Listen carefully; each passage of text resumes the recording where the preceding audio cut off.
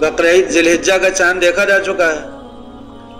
جس تاریخ میں چاند دیکھا گیا مغرب کے وقت، اس وقت سے جو رات شروع ہوئی ہے وہ پہلی رات تھی نا.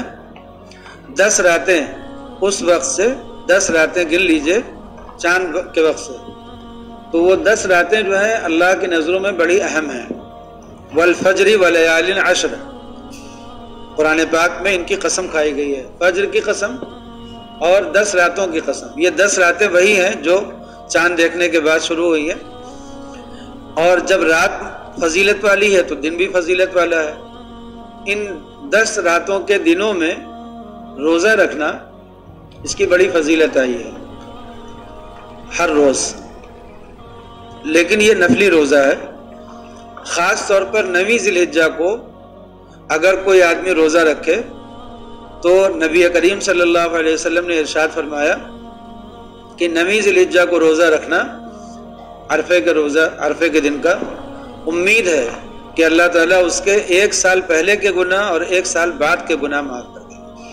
یہاں گناہ سے مراد چھوٹے گناہ جو انسان سے بلا ارادے کے ہوتے رہتے ہیں وہ مراد ہیں، اور جو ارادے کے ساتھ بڑے گناہ ہوئے ہیں ان کے لیے توبہ لازم ہے.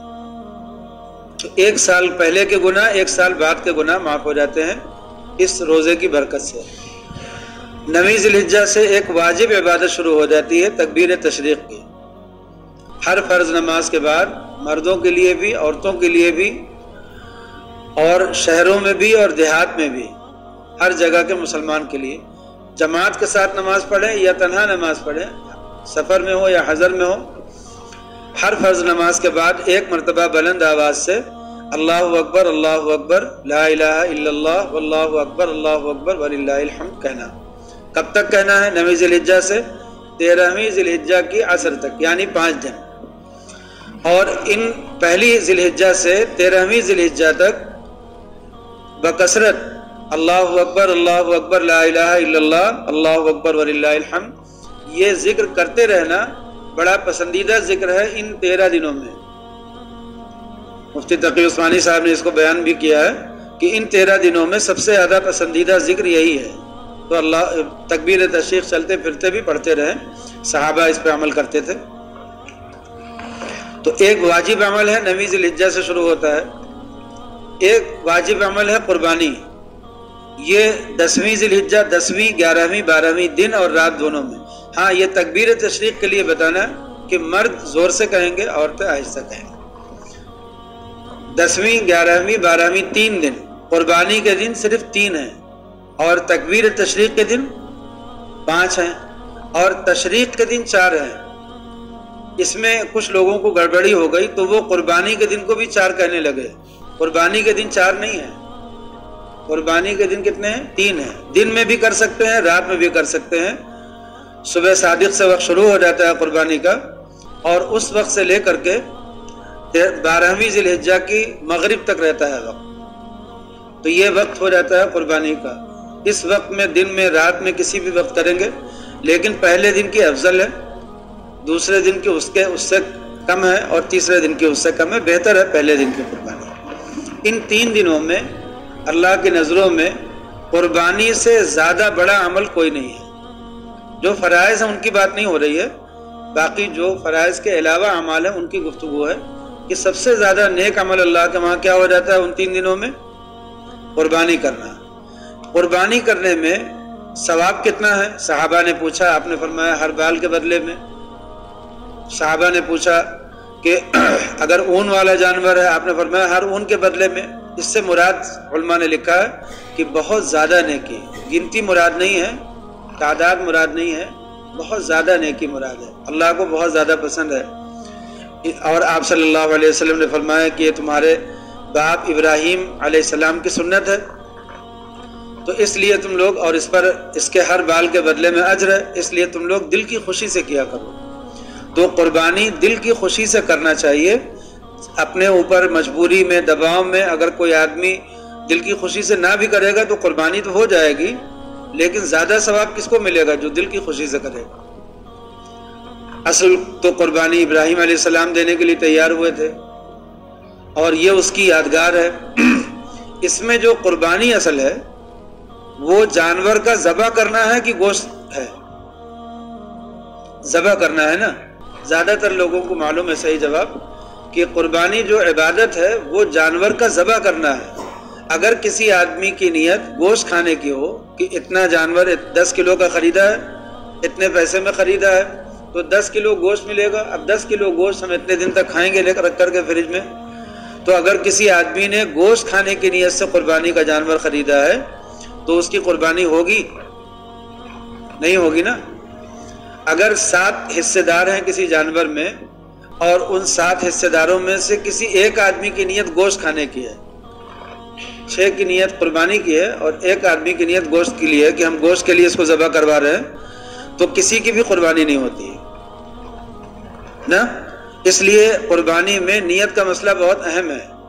ہر آدمی کو اپنا جانور قربان کرنے سے پہلے اپنی نیت کا جائزہ لینا چاہیے کہ احراق دم یعنی ذبح، جانور کی گردن پر جو چھری چلتی ہے اور اس کا خون گرتا ہے، اور ذبح جس کو کہتے ہیں، یہ ذبح سنت ہے، یہ ذبح قربانی ہے. جو اس کا گوشت ہے یہ آگے اللہ نے حلال کر دیا ہے. پچھلی امتوں پر حلال نہیں تھا، ان کے لیے تو یہ تھا کہ اپنا جانور پہاڑی پر ڈال دو، چٹانوں میں ڈال دو اور آگ آئے گی اور کھا لے گی اس کو. یہی قبولیت کی علامت سمجھا جاتا تھا. لیکن اس امت کے لیے اللہ نے اس گوشت کو اپنی طرف سے دعوت کے طور پر حلال کر دیا. سب لوگوں کی نیت درست ہونی چاہیے بس، اور کیا. سب لوگوں کو معلوم ہونے کی بات نہیں. ایسے ہی لوگوں کو حصے دار بنائیے، اس میں ایسے ہی لوگوں کو حصے دار بنائیے جن سب کی نیت قربانی کی ہو. اور جب کوئی آدمی جانور کو ذبح کرتا ہے تو وہ تو قربانی ہی کی نیت کرتا ہے نا. تو ذبح کرنے والا جو ہے جب جانور کو قربانی کی نیت سے ذبح کرے گا تو ہو جائے گا صحیح. اسی لیے بھروسے ہی کے لوگوں کو کرنا چاہیے، دینا چاہیے. زکوٰۃ کا معاملہ، قربانی کا معاملہ، یہ سب میں نیت کا بڑا دخل ہے. تو قربانی کے جانور میں اصل جو ہے وہ گوشت نہیں ہے، اصل ہے ذبح. اللہ کے نام پر کسی جانور کو ذبح کر دیا گیا، قربانی ہو گئی. اس کے بعد اب گوشت کو کیا کرنا ہے؟ یہ اجازت ہے اس بات کی کہ اس کو کھاؤ، کھلاؤ اور بانٹو. کھاؤ کس کو؟ خود کھاؤ. کھلاؤ کس کو؟ اپنے رشتہ داروں کو، یعنی اپنے بچوں کو، اپنے گھر والوں کو کھلاؤ. اور بانٹو کس کو؟ غریبوں میں بانٹو. جو پڑوس میں غریب ہیں 3 حصہ کر کے، 1 حصہ آدمی اپنے لیے رکھے، رشتہ داروں کو دے، 1 حصہ بانٹ دے غریبوں میں. نیت کیا ہے؟ نیت یہ ہے کہ یہ اللہ کا گوشت ہے. اب یہ گوشت میرا نہیں ہے، جو قربانی کا گوشت ہے ہم نے تو جانور کو اللہ کے نام پہ ذبح کر دیا. اب یہ اللہ کا حکم ہے اس پر. اللہ نے کہا کہ اس کو کھاؤ بھی، کھلاؤ بھی اور بانٹو بھی. تو ہم نے اللہ کی طرف سے اس کو کھایا بھی، کھلایا بھی، بانٹا بھی. کسی پر احسان مت جتاؤ کہ تم کو 1 کلو گوشت دیا، 10 کلو گوشت دیا. یہ اللہ کی طرف سے مقرر کیا ہوا ہے، مطلب اس کی اجازت سے ہم نے دیا ہے. تو ہم نے اپنا کچھ بھی نہیں دیا، یہ ہم نے اللہ کی طرف سے دیا ہے. اس لیے کسی پر گوشت دے کر کے احسان نہیں جتانا چاہیے کہ تم کو گوشت دے رہے ہیں تو اس کے بدلے میں ہمیں کچھ ملے، کچھ اس کے بدلے میں خدمت مل جائے، نوکری مل جائے، ایسا کچھ نہیں. جی کیا پوچھ رہے تھے آپ؟ جی غیر مسلموں کا معاملہ یہ ہے کہ جو غیر مسلم مسلمانوں کے خلاف سازشیں کرتے ہیں، فتین ہیں، ایسے غیر مسلم لوگوں کو دینا منع ہے. اور جو غیر مسلم مسلمانوں کے ساتھ خیر خواہ ہیں اور مسلمانوں کے خلاف سازشوں میں اور فتنوں میں شامل نہیں ہوتے ہیں، ایسے غیر مسلموں کو دے سکتے ہیں. ٹھیک. تو اب قربانی سے متعلق میرا خیال ہے ضروری باتیں ہو گئی ہیں. عید کی نماز کے لیے سنت کیا ہے؟ عید کی نماز عیدگاہ میں پڑھنا سنت ہے. اس میں لوگ عموماً کوتاہی کرتے ہیں کہ کچھ دن تک اپنے گھر کی، محلے کی مسجد میں پڑھتے پڑھتے بھول جاتے ہیں کہ اصل سنت کیا ہے. اصل سنت عیدگاہ میں پڑھنا ہے. جب مجبوری ہو تو عیدگاہ کے علاوہ کہیں اور پڑھی جائے. ایک شہر میں کئی جگہ ہو سکتی ہے، ہر محلے کی ہر مسجد میں ہو سکتی ہے، مسجد کے علاوہ بھی کسی میدان میں بھی ہو سکتی ہے. نماز تو کہیں بھی ہو سکتی ہے، چند لوگ اکٹھا ہو کر کے بھی پڑھ سکتے ہیں. گئے عیدگاہ پہنچے، وہاں دیکھا جماعت ہو گئی تھی تو گھبرانے کی بات نہیں. اگر 3 سے زیادہ لوگ ہیں تو کہیں بھی پڑھ لیں، عید کی نماز پڑھ سکتے ہیں. ایک شہر میں کئی جماعتیں ہو سکتی ہیں. اس میں ایک مسئلہ اور یاد رکھیے گا کہ گھر سے نکلتے وقت جب راستے میں ہو تو بلند آواز سے اللہ اکبر اللہ اکبر پڑھتے ہوئے جانا چاہیے اور ایسے ہی پڑھتے ہوئے آنا چاہیے. لیکن اگر غیر مسلموں کا علاقہ ہو، غیر مسلم اکثریت کا علاقہ ہو، تو وہاں پر ایسا انداز اختیار نہ کرے جس سے ان کو یہ محسوس ہو کہ یہ ہمارے خلاف کچھ کر رہا ہے. ڈھنگ سے جائے. کوئی ضروری نہیں کہ آدمی فتنے کو، لڑائی کو ہوا دیتا ہوا کوئی کام کرے. اس لیے ڈھنگ سے اللہ اکبر بلند آواز سے پڑھتے ہوئے جائے. اتنا بلند آواز اس کو کہتے ہیں کہ جتنا اب خود آدمی سن لے. تو یہ اس طرح سے پڑھتا ہوا. عید میں آہستہ پڑھے، بقرعید میں بلند آواز سے پڑھے. اور باقی جو سنتیں ہیں تیاری کرنا. اور بقرعید میں ایک کام لوگ یہ بھی کرتے ہیں گڑبڑ، کہ صبح میں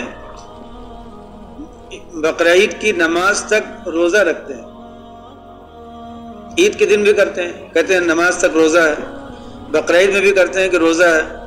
روزہ کوئی چیز نہیں ہے، ایک لمحے کا بھی روزہ نہیں ہے، بلکہ ان 4 دنوں میں بقرعید کے پہلے دن یعنی 10ویں ذی الحجہ، 11ویں ذی الحجہ، 12ویں ذی الحجہ اور 13ویں ذی الحجہ جو بقرعید کا دن نہیں ہے، ان 4 دنوں میں روزہ رکھنا حرام ہے. اگر کسی آدمی نے ان 4 دنوں میں روزہ رکھا تو اسے گناہ پڑے گا. اور عید کے دن بھی روزہ رکھنا حرام ہے. سال بھر میں 5 دن ہیں جس میں روزہ رکھنا حرام ہوتا ہے. تو وہ کچھ لوگ جو ایسا کرتے ہیں کہ فجر کی نماز کے بعد کچھ کھائیں گے نہیں، کہتے ہیں کہ لوٹ کر کے آئیں گے تب کچھ کھائیں گے. تو ان کو بتانا ضروری ہے کہ بقرعید میں اپنے جانور کے گوشت سے شروعات کرنا بہتر ہے. اپنے جانور کے گوشت سے شروعات کرنا بہتر ہے. لیکن یہ کوئی روزہ نہیں ہے، کوئی رسم نہیں ہے کہ کچھ کھا نہیں سکتے. اگر کسی کی عادت ہے چائے پینے کی اور اس نے چائے پی لی یا کھجور کھا لی اس نے اور کھا کر کے پانی پی کر کے گیا بقرعید کی نماز پڑھنے تو کوئی حرج نہیں. شہر کے لوگ بقرعید کی نماز سے پہلے قربانی نہیں کر سکتے. دیہات کے لوگ کر سکتے ہیں. دیہات اس کو کہتے ہیں جہاں پر جمعے کی نماز نہیں ہوتی. اسی طرح سے اگر کوئی آدمی شہر میں رہتا ہو لیکن اس کا جانور دیہات میں ہو تو نماز سے پہلے قربانی ہو سکتی ہے. بال کٹوانا، ناخن ترشوانا یہ سب جو منع ہو جاتا ہے مستحب کے درجے والی بات ہے، ضروری نہیں ہے. تو اگر کوئی آدمی قربانی کرنے کا ارادہ رکھتا ہو تو اسے چاہیے کہ چاند دیکھنے کے بعد سے اپنے قربانی کے جانور ذبح ہونے تک بال وغیرہ نہ ترشوائے اور اپنے ناخن نہ ترشوائے. باقی اگر کسی نے کر لیا ایسا تو کوئی گناہ نہیں ہوگا. یہ صرف مستحب والی بات ہے، بہتر والی بات ہے. دعا کر لیجیے.